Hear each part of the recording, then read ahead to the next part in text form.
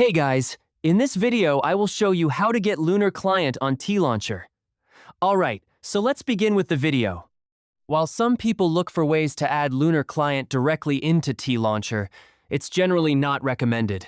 Lunar Client is designed to run as its own standalone launcher, which provides better performance, stability, and overall security. To get started, open your browser and go to the official Lunar Client website. From there, head to the download section and choose the version that matches your operating system, whether that's Windows, Mac OS, or Linux. Download the installer to your computer.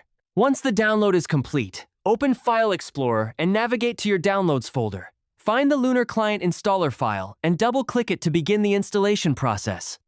When the setup window appears, select your preferred language and click Next. Then, review and accept the terms and privacy policy, confirming your eligibility if required. After that, click the Install button to start the installation. Once the process finishes, Lunar Client will be ready to use as its own launcher, giving you a smoother and more reliable experience than trying to run it through TLauncher. And that's it. So, that's basically how you can get Lunar Client on TLauncher. So, that's all for this video. See you in the next one.